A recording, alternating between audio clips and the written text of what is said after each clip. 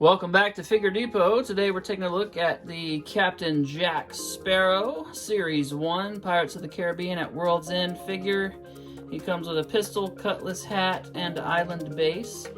And this is from NECA Toys in association with Real Toys. We have a nice, basically a giant blister bubble is what this is. So it has the appearance of a card back, but it's actually not a card back. It just has a little insert there with the other figures in the line.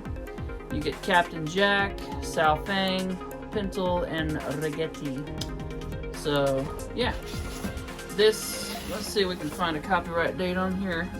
These were out, I can't remember when World's End came out.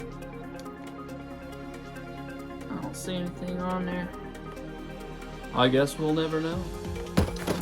Let's get them open, see what's inside. So real quick, we get this very nice base, really cool plant detail on there. You can see all the like weathering and stuff to make it look like rich soil, and everything looks really nice. The plants have nice detail on them. It's a really nice base. We've got our peg right here to peg his foot on, so that's cool. Be very careful, these weapons can be very brittle.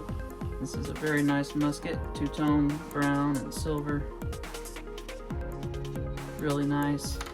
We also get his cutlass, which has got some rust and grime and various assorted goodies and weathering and gunk on it. And then we get his hat.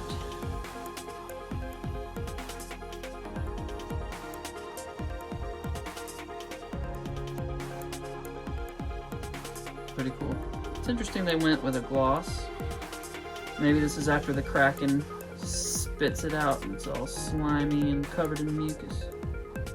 And here be Captain Jack Sparrow, looking right nice in his coat, with his cutlass covered in blood, and his musket ready to fire, and his nice hat there.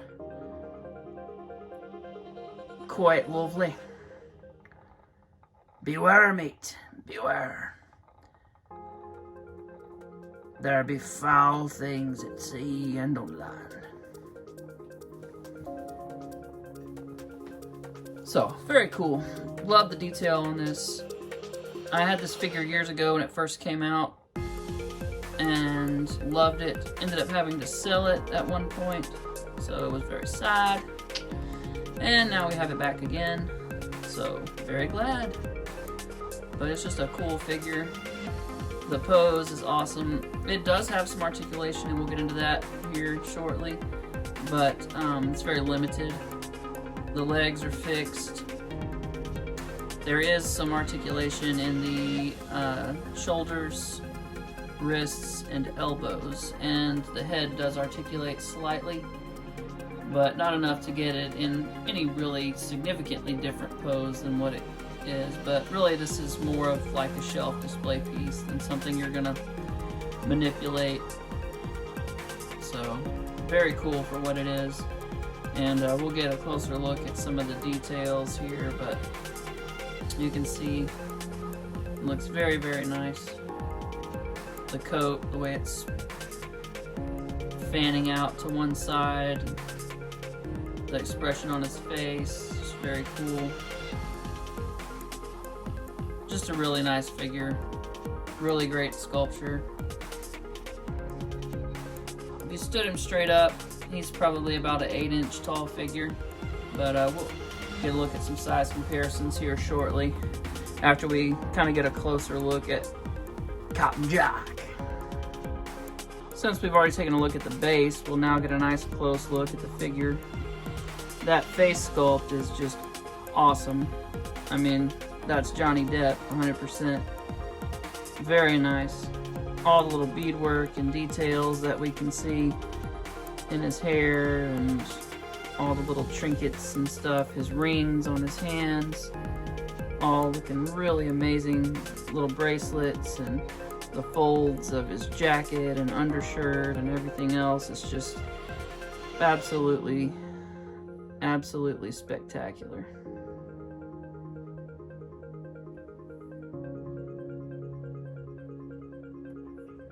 Looking here at his belt, all the different buckles and things. He's got his little compass here that points to the thing you want most. Some random little trinkets and stuff hanging off there. He's got his sash here looking really nice.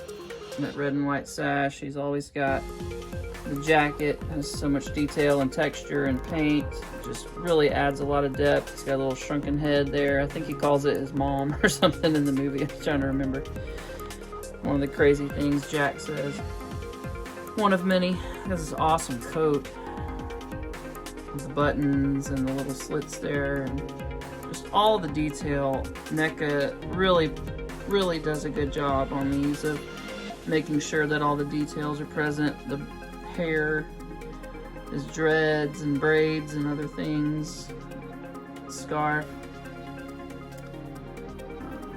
Buttons on the front of the coat here, coming down the side.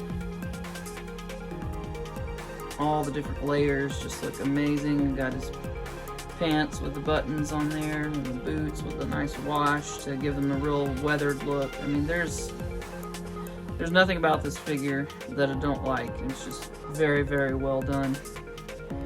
In terms of articulation, he does have some hinges, so you can get his sword around different ways, and he does have a hinge here. So it will hinge at the elbow and at the shoulder, and then you have a swivel as well at the wrist. So when I pulled him out of the package, the elbow on this side was frozen, but with some hot water I got it to turn loose. We got our hinge there, hinge and swivel there, and then the wrist here will swivel back and forth as well. So not a ton of articulation, but certainly enough to get him into some fairly dynamic poses. He's got a holster here, or it's not really a sheath, it's just more like a holster for his cutlass there, which looks really cool. Got a lot of nice detail, scroll work and stuff on that leather. I mean, it's just fantastic. Really nice piece. And one thing I forgot to mention, his head does swivel back and forth, so you can get him looking around side to side, but that's about it. Just for a quick size comparison, here he is next to a Mattel Masters of the Universe Classics He-Man figure, and you can see they're close to the same size. Captain Jack is about an 8-inch figure, like I previously said, and He-Man is coming in at about 7 inches, so Jack's definitely bigger, but that kind of gives you an idea of how he scales. Well, that's going to wrap it up for me. I hope you enjoyed this review. It's a very cool little display piece. If you like Pirates of the Caribbean, you'll definitely like this. And definitely recommend picking it up if you're a fan. Alright, well, I'll see you guys next time. Thanks for watching, and have a great day.